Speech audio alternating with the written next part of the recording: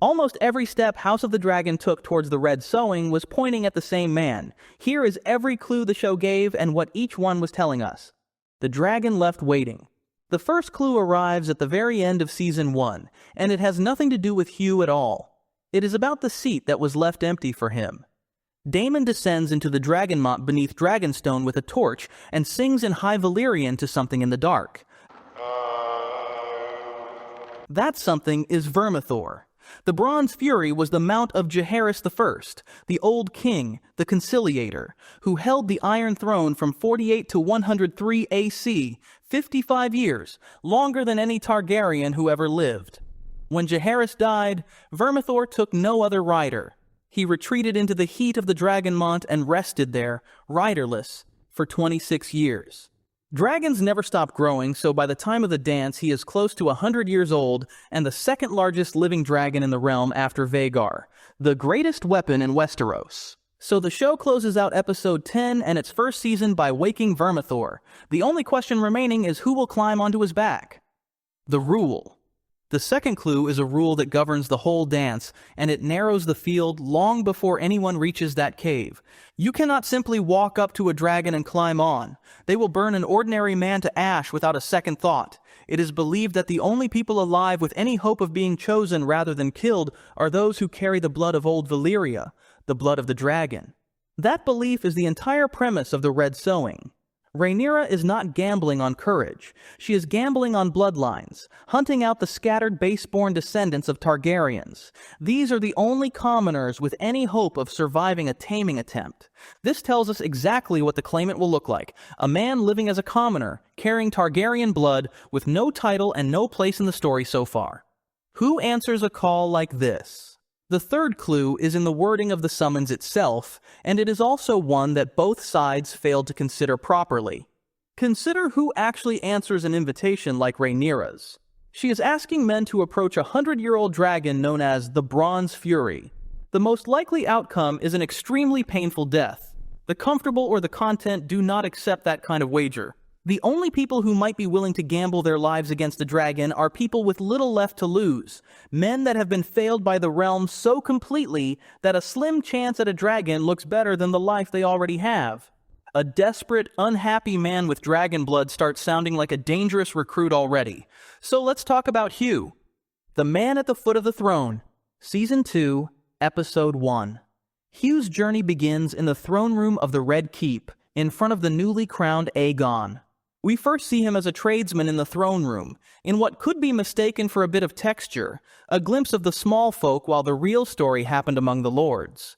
But Hugh is actually a Valyrian-blooded man, asking the crown to keep its word and pay what was promised. Hugh and his fellow smiths are the ones forging scorpions, the bolt throwers the Greens were raising across King's Landing to shoot dragons out of the sky. His petition to the king is that the cost of iron has risen, that a single scorpion takes weeks to build, and so he is asking the crown to pay in advance so the work can continue. Aegon grants it, over the objection of his hand, Otto Hightower. The future dragon rider spent the opening of the war building weapons designed to kill them, soot under his nails. The fourth clue is his trade. Hugh is a blacksmith and has spent his entire working life around heat and flame. It is fair to assume that fire holds less terror for a man who shapes iron in it every day. Every other seed who steps into the audition with Vermithor would have viewed fire as something terrifying, something that kills. Hugh has been using it as a tool since boyhood. So, when the sowing finally comes down to which man does not run from a flaming dragon, Hugh has an unfair advantage. The promise. Aegon promises Hugh his coin in front of the court in the Season 2 opener. The promise then evaporates, forgotten after the murder of the king's infant son in the blood and cheese tragedy. Meanwhile, the man who argued against making the payment still sits at the king's side, more powerful than ever. This is the first evidence of the war's impact on Hugh, and it's the beginning of a pattern the series repeats. Every promise the Greens make him is worth nothing. He has built the crown's weapons and has not been paid a copper for them. Taken alone, it reads as a small injustice. Taken with what follows, it is the first item on a list of reasons this man will owe no loyalty to anybody by the time he claims the Bronze Fury. The sealed gates. By the 5th episode of Season 2, the walls have closed in on Hugh, literally and figuratively. His daughter has fallen ill. The price of food is climbing in a city left starving by the Valyrian blockade. Aemond, ruling now as regent, seals King's Landing. In a modest house across the city, Hugh's daughter is burning with fever while his wife Cat begs him to run. She wants to make for Tumbleton, where her brother has space for them. They do try to leave, but the gates shut in their faces. In the same episode, the severed head of Meleys is hauled through the streets of King's Landing as a green trophy, and Hugh is in the crowd that watches it pass. This means that the man forging the crown's anti-dragon weapons is shown the first hard evidence of the season that a dragon can be killed and butchered like anything else.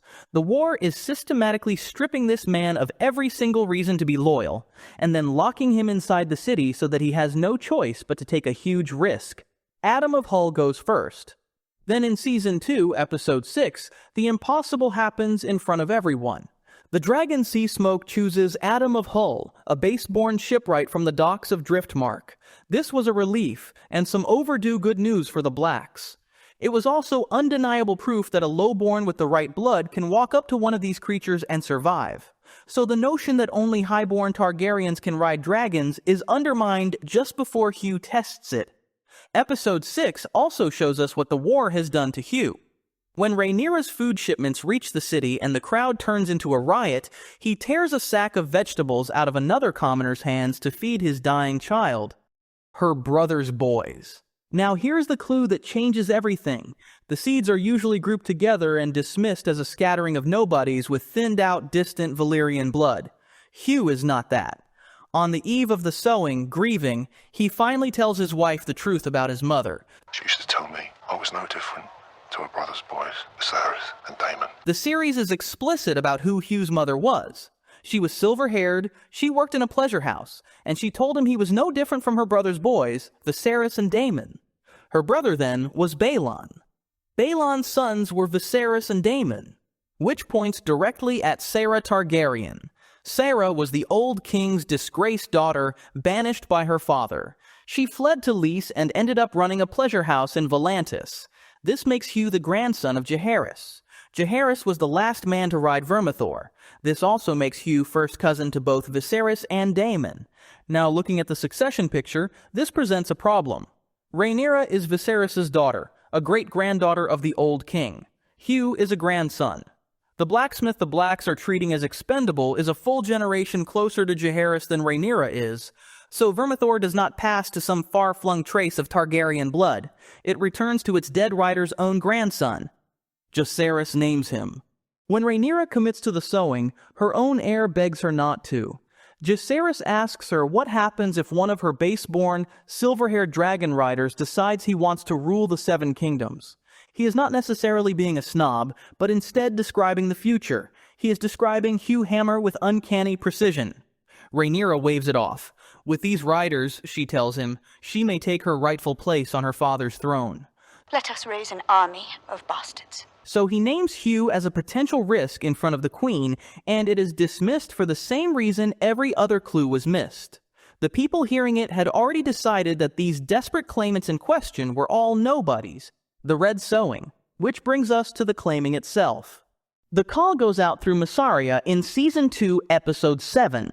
The White Worm takes Rhaenyra's summons directly to the small folk of King's Landing. The city is starving and has been treated with contempt by the crown throughout the season.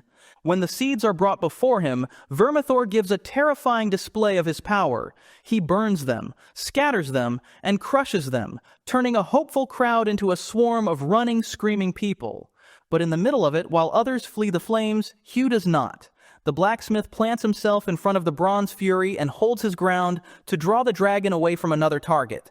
Come on! Then the massive dragon bends to him. In a mixture of heroism, bravery, and desperation, Hugh is rewarded, and Rhaenyra's harsh recruitment process does exactly what it was designed to do. The man who turned back. Vermithor does not choose Hugh simply because he is the last man standing. Hugh has already escaped the worst of the flames when he sees another dragon seed at the mercy of the Bronze Fury. But rather than continuing towards safety, he turns around and he steps between the woman and the dragon, draws Vermithor's attention towards himself, and challenges the creature. Every other person inside the cave came hoping to gain something: freedom, wealth, status, or a dragon. In the decisive moment, Hugh stops thinking about what he might win and risks his life for somebody he does not know. This completes a pattern the season has established. When Hugh petitions Aegon, it is not merely for himself, but also on behalf of the Smiths working beneath him. He steals food during the riot because his daughter is dying, and he ultimately volunteers for the sowing because he believes it may still give Cat a future. Again and again, Hugh makes decisions to protect someone else, and that might be what Vermithor recognizes. Hugh roars back at the dragon. Actor Kieran Bew described the moment as one in which Hugh embraces the anger and strength he has spent his life suppressing. In that moment, the Bronze Fury finds a rider capable of matching him. The recruits. In the space of 2 episodes, 3 dragons were claimed. Seasmoke, Vermithor, and Silverwing give enough firepower to finally challenge Vhagar. The Blacks believed they had won the war that afternoon.